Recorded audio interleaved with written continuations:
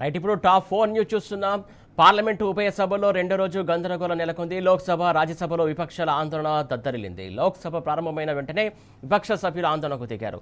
వాయిదా తీర్మానంపై చర్చించాలని సభ్యులు వెల్లోకి దూసుకొచ్చి నిరసన చేపట్టారు. దీంతో ప్రారంభమైన 2 నిమిషాలకే స్పీకర్ ఓం బిర్లా సభను వాయిదా వేశారు. ఆ తర్వాత కూడా సేమ్ సీన్ రిపీట్ అయ్యింది. విపక్ష సభ్యులు ఆందోళనకు విరమించలేదు. వెల్లోకి దూసుకురావడంతో స్పీకర్ ఓం బిర్లా సభను గంట పాటు వాయిదా వేశారు. అటు రాజ్యసభలోనూ అదే ఆందోళన కంటిన్యూ అయ్యింది. ఉపరాష్ట్రపతి ధన్ఖడ్ రాజీనామా అంశంపై చర్చకు పట్టుబట్టాయి విపక్షాలు. వాయిదా తీర్మానాలపై చర్చకు డిమాండ్ చేశాయి. ఈ నేపథ్యంలో పెద్దల సభ వాయిదా పడింది.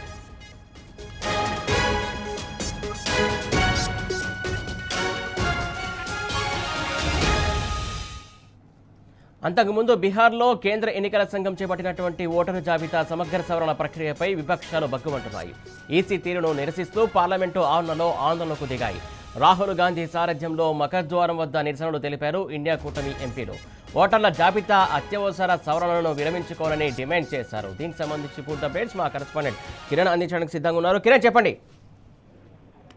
పార్లమెంట్ సమావేశాలు రెండో రోజు కూడా వాడివేడిగా కొనసాగుతా ఉన్నాయి. విపక్షాల ఆందోళన నేపథ్యంలో పూర్తిగా ఉభయ సభలు కూడా ఈ రోజు మధ్యాహ్నం వరకు కూడా వాయిదా వేసింది. అయితే ఆపరేషన్ సింధూరు తదితర అంశాలపైన చర్చించాలని డిమాండ్ చేస్తూ ప్రతిపక్ష పార్టీలు నిరసన వ్యక్తం చేయడంతో ఈ రోజు మధ్యాహ్నానికి వాయిదా పడినటువంటి పరిస్థితి కనబడుతుంది. లోక్సభలో కార్యకలాపాలు వాయిదా పడ్డాయి. అయితే కాంగ్రెస్ ప్రతిపక్ష సభ్యులంతా కూడా నినాదాలు చేస్తూ ఆపరేషన్ సింధూర్ పైన చర్చించాలని పెద్ద ఎత్తున డిమాండ్ చేస్తూ ప్లకార్డులు ప్రదర్శించారు. ఆందోళన చేయడంతో దిగువ సభతో పాటు ఎగువ సభ రెండు కూడా మధ్యాహ్నం 12 గంటలకు వాయిదా వేశారు. ఆ తర్వాత కూడా 2 సభలు మళ్ళీ ప్రారంభం కాగానే ప్రతిపక్షాల నిరసనలు కూడా మరొకసారి కొనసాగాయి. అయితే ఇటు రాజ్యసభ చైర్మన్ ఉపరాష్ట్రపతి జగదీప్ ధన్కర్ కూడా నిన్న ఆకస్మికంగా రాజీనామా చేయడంతో ప్రతిపక్షాల ఆందోళన మధ్య ఎగువ సభ కూడా ఉదయం కార్యకలాపాలు 12 వరకు కూడా వాయిదా పడ్డటువంటి నేపథ్యంలో బీహార్ లో జరిగినటువంటి ఏదైతే ఓటర్ల లిస్టు సవరణకు సంబంధించిన ఓటర్ల తొలగింపు ఏదైతే ఉందో దాన్ని కూడా ప్రతిపక్ష పార్టీలు ఆందోళన వ్యక్తం చేశాయి. దానిపైన కూడా చర్చ చేపట్టాలంటూ కూడా ఆందోళన వ్యక్తం చేసినటువంటి పరిస్థితులు గత 2-3 రోజుల నుంచి కూడా ఇటు ఆపరేషన్ సింధూర్ కావచ్చు, పాకిస్తాన్ భారత్ మధ్య యుద్ధం కావచ్చు, ఇక అంతేకాకుండా బీహార్ లో జరిగినటువంటి ఓటర్ల తొలగింపు ఏదైతే ఉందో ఆ అంశాలపైన కూడా పెద్ద ఎత్తున చర్చ కూడా చేపట్టాలంటూ కూడా ఆందోళన వ్యక్తం చేసినటువంటి పరిస్థితులు అయితే కనబడతా ఉన్నాయి. దాదాపు ఉదయం 12 గంటల వరకు వాయిదా పడింది. ఆ తర్వాత ప్రారంభమైనటువంటి సందర్భంలో 2 గంటల వరకు వాయిదా పడింది.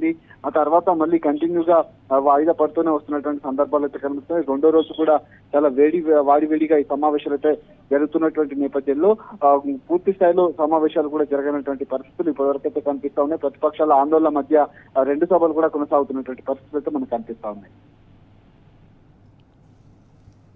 కిరణ్, అంటే ఇక్కడ ముఖ్యంగా ఏదైతే సభలో గందరగోళం సృష్టించడం ఇవన్నీ చూసుకున్నట్లయితే ప్రధానంగా చర్చ జరగనీయకుండా చేస్తున్నారని వారు అంటున్నారా, లేకుంటే ఇక్కడ ప్రధానంగా కొన్ని అంశాలపైన ప్రతిపక్షాలు డిమాండ్ చేస్తున్నా కూడా వాళ్ళు పట్టించుకోవట్లేదని వీళ్ళ ఆరోపణ, ఇవన్నీ ఎలా చూడాలి? అయితే ఖచ్చితంగా ఈ అంశాలు ఏవైతే ఉన్నాయో ఆ అంశాలకు సంబంధించినటువంటి చర్చకు పట్టుబడతా ఉన్నాయి ప్రతిపక్ష పార్టీలు. ఇచ్చినటువంటి వాయిదా తీర్మానాలను కూడా ఉన్నటువంటి లోక్సభ స్పీకర్ కావచ్చు, ఏదైతే రాజ్యసభ డిప్యూటీ చైర్మన్ కూడా దీన్ని తిరస్కరించినటువంటి పరిస్థితులు అయితే మనకు కనిపిస్తా ఉన్నాయి. దీని మీద చర్చకు ఖచ్చితంగా చర్చిస్తాము, కాకపోతే సమయం కావాలంటే కూడా ఇటు కేంద్రం కోరుతున్నటువంటి నేపథ్యంలో ప్రస్తుతానికి ఉన్నటువంటి సిచ్యువేషన్ లో ఈ సమావేశాలకు సంబంధించినటువంటి అంశాలు కూడా ఇరు పక్షాలకు సంబంధించినటువంటి గందరగోళం మధ్య పూర్తి స్థాయిలో సమావేశాలు కూడా వాయిదా పడుతూ వస్తా ఉన్నాయి. పూర్తి స్థాయిలో ఎప్పుడు జరుగుతాయి ఏంటి అనేది మాత్రం ఇంకా క్లారిటీ అయితే రావాల్సి ఉంది. పూర్తిగా విపక్షాల ఆందోళన మధ్య మాత్రం ఇటు సమావేశాలు అయితే కొనసాగుతున్న సందర్భాలు అయితే మనకు కనిపిస్తా ఉన్నాయి. Right, thank you Kiran.